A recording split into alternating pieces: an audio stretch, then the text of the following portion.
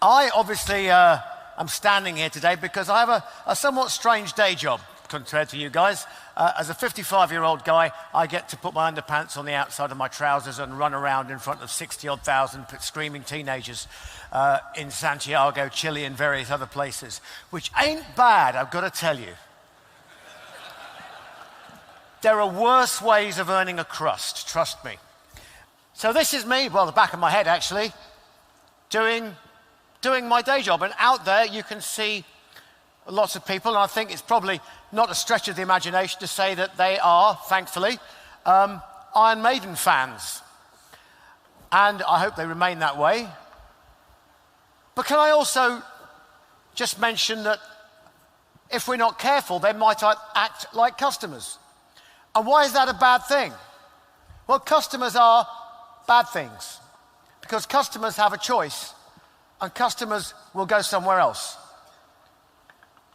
So what we want is for our customers to be our fans. But also, if I change the word band, one letter, and I call it brand, that's exactly what we are as well. Not a very rock and roll thing to say, I know, but it's true. Point is, we have to keep our fans as fans. How do we do that?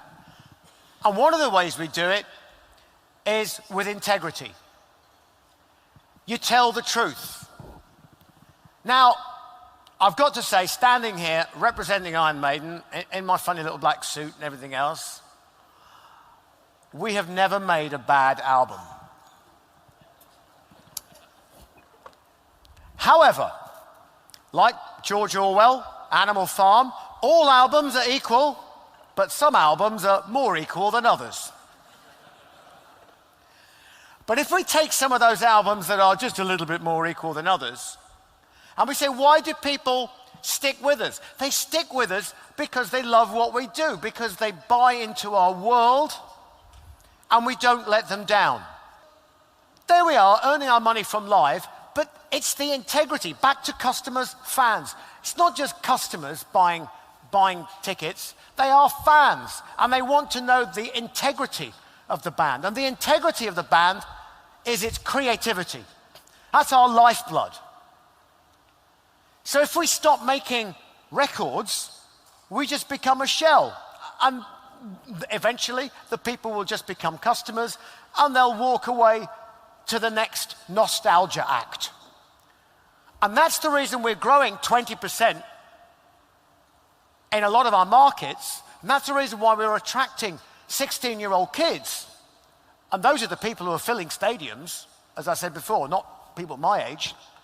And the reason is because the integrity is there. And because the band Maiden, we've never sold out. We've ring-fenced our creativity and kept it precious. We've kept the heart and soul of who we are indivisible from what we do. But recently, we were approached to do an Iron Maiden red wine.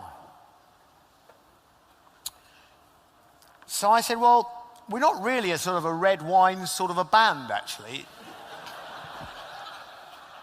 We're a quintessentially British band. I mean, I like the idea of doing something alcoholic and interesting. Why don't we do a traditional British ale?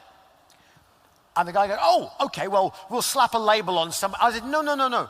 If we're going to do it, we'll do it properly. We will devise and create our own. Now, the only guy who's actually living in the country that drank enough beer, unfortunately, to do the research was me.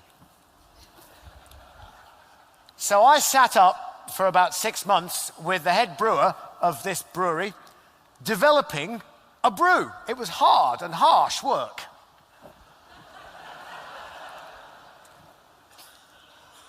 And we came up with this beer, which is now just approaching 3 million pints in 6 months, exported to 130 countries.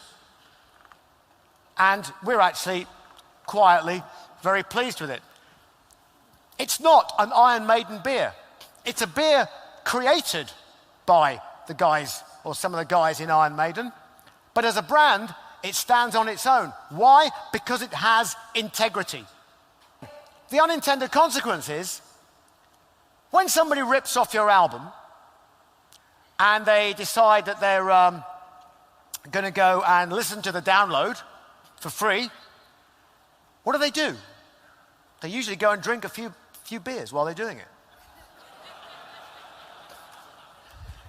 I actually don't care. Download the album as much as you like and drink as much beer as you like. It's fine with me.